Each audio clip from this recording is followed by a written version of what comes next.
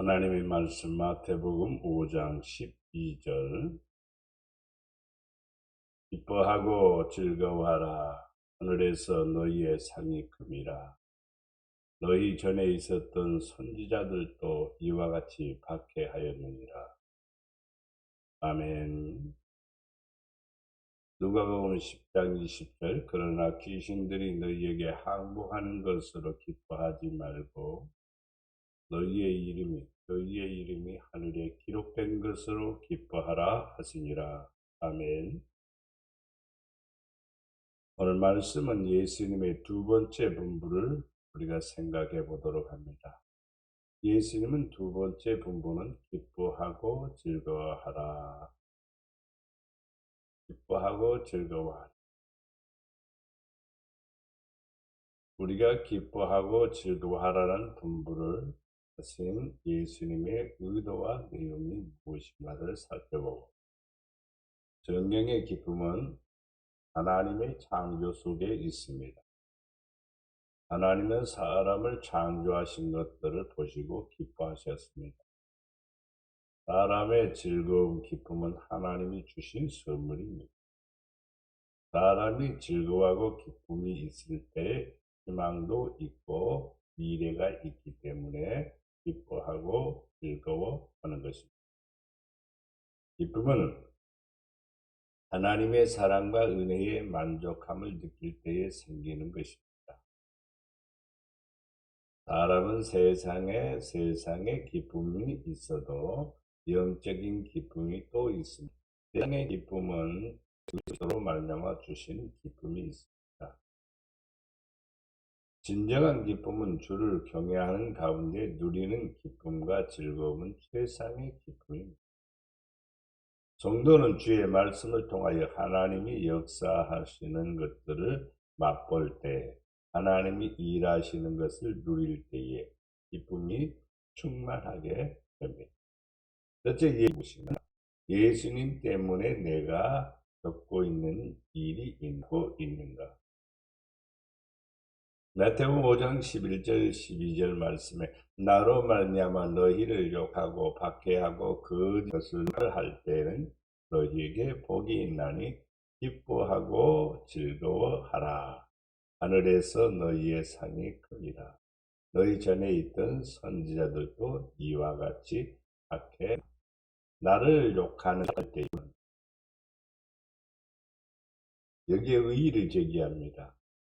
우리가 믿음으로 하지 않고 말씀으로 하지 않고 유선적으로 하게 되면 우리는 욕먹습니다. 박해도 받습니다. 악한 말을 하기도 합니다. 이럴 때 우리가 복이 있을까요? 아니지요. 우리가 그럴 때에 이중적으로 혹은 외식적으로 거짓으로 신앙생활 할 때에 우리는 욕먹는 일은 당연한 일입니다. 오늘 성경에서 말하시는 예수님의 의도는 무엇이냐? 의를 위해서 주님의 뜻대로 살고자 할 때에 욕을 먹는 거고, 주님의 영광을 위해서 살아갈 때에 박해를 받고 악한 말을 들을 수가 있다 이 말이에요. 왜 그럴까요? 바르게 사는, 진실하게 사는데 왜 욕을 먹을까요? 하나님의 뜻대로 하는데 왜 욕을 먹을까요? 예수님이 이 땅에 오셨습니다. 무엇으로 오셨느냐면은 빛으로 오셨습니다. 그런데 어둠이 빛을 좋아하냐고요? 안 합니다. 빛을 싫어합니다. 빛을 싫어한 나머지 예수님을 공격하고 예수님을 희롱하고 예수님을 결국에는 채찍질하며 십자가에 못 박았습니다. 사람들은 빛을 좋아하는 것 같지만 악의 세력은 절대로 빛을 싫어합니다. 악의 세력이 강하지요. 힘이 있어 보이죠. 그래서 거짓을 대적하고 진리를 거역하고 하나님의 뜻을 거역하는 악한 세력이 있다.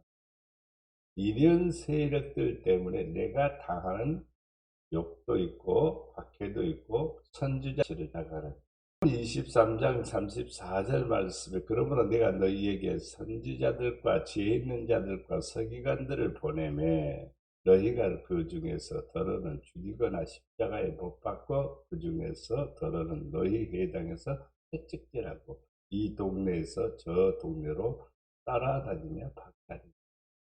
복음을 전하는데 많은 지혜자들, 서기관들 또 많은 사람들이 오히려 쫓아낸단 말입니다. 박해한단 말입니다.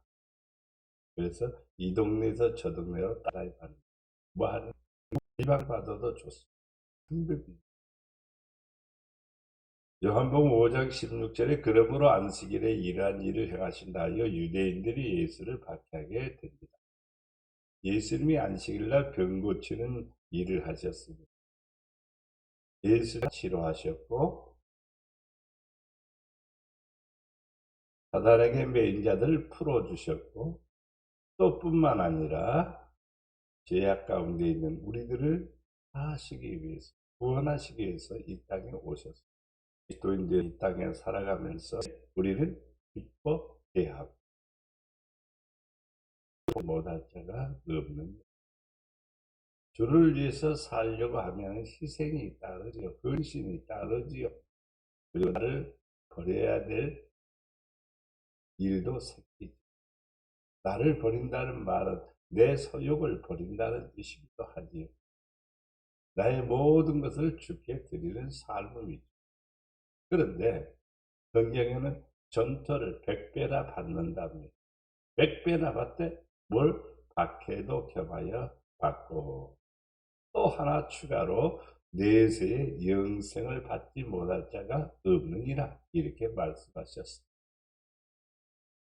100배의 축복, 영생의 축복, 어떤 사람에게 핍박을 받는 사람에게 핍박을 받되 구차히 받지 아니하고 기쁨으로 받고 감사함으로 받고 즐거움으로 감당하는 성도, 이러한 성도는 바로 하나님께서 이 땅에서 배나 몇 배나 100배나 그리고 영생을 준다 약속하고 있습니다.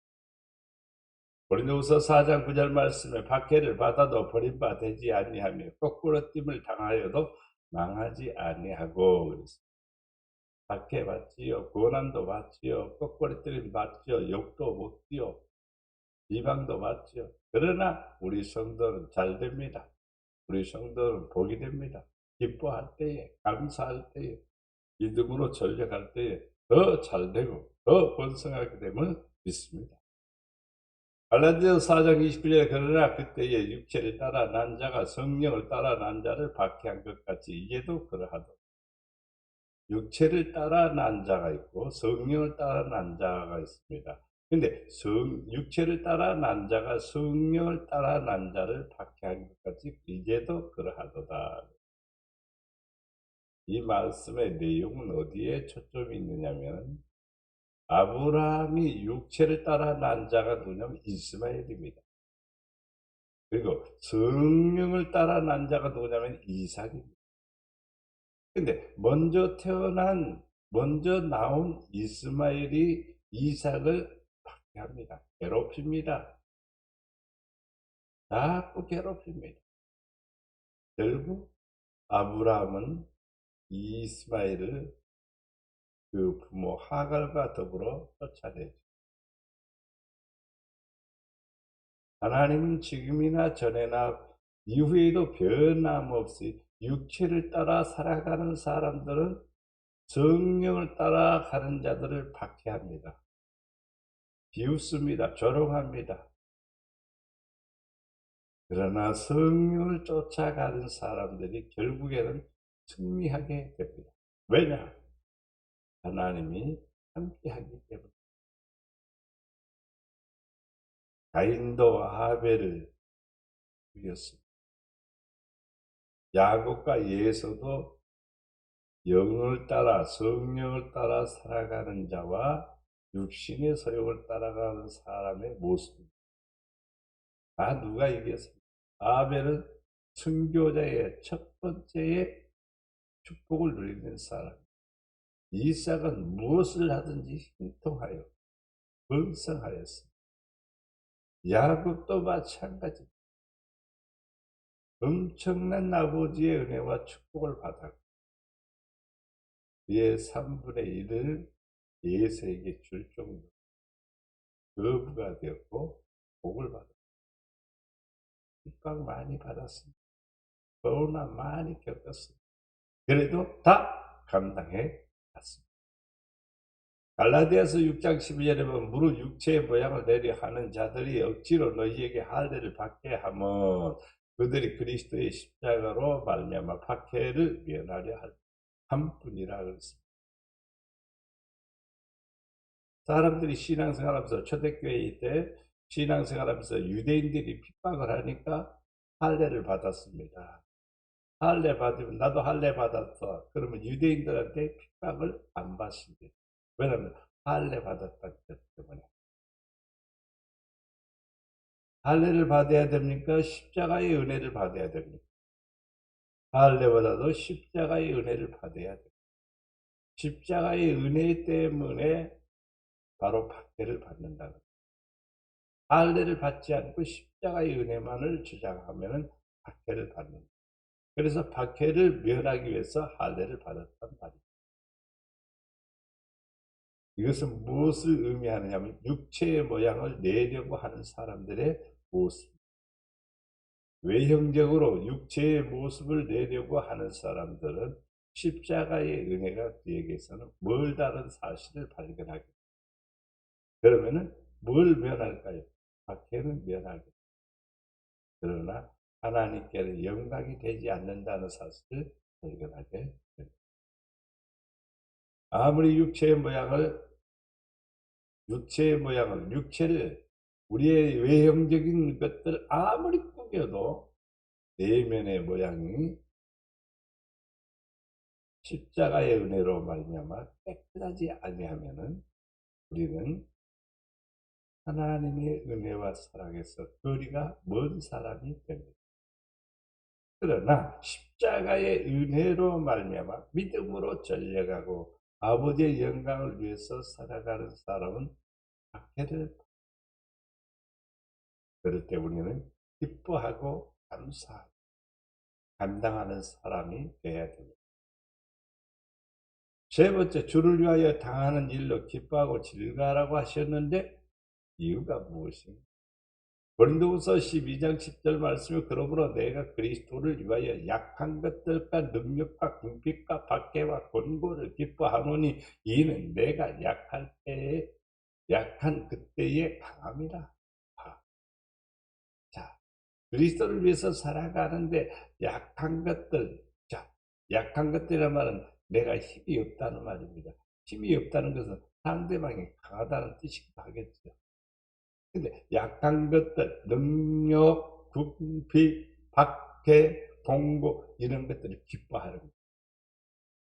근데 그때 뭐가 생기느냐? 약한 사람이 강한 사람이 되고 능력을 받은 사람이 감당할 수 인내를 배우게 되고 궁핍한 자의 부요를 누리게 되고 박해를 받은 사람이 몇 배나 받아서 축복을 누리게 되고 공고하지만은요 새롭게 하나님이 능력을 주셔서 지혜를 주셔서 권세를 주셔서 강한 사람이 되어버렸어요.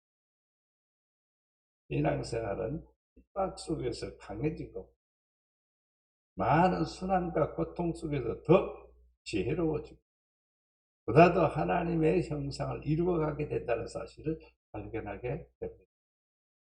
그러므로 너희가 견디고 있는 모든 박해와 환난 중에서 너희 인내와 박해와 환난 중에서 우리가 견디고 있는 것이 뭐냐? 인내와 믿음으로 말미암아 하나님의 여러 교회에서 우리가 친히 자라하여 하노라 그랬습니다. 박해를 잘 견뎌내고 오직 믿음으로 인내하면서 믿음으로 나아가는 성도들이 사도 바울은 자랑거리가 돼요. 데살로니가 교회 성도들은 굉장한 핍박을 많이 받았습니다. 어려움이 굉장히 많았습니다.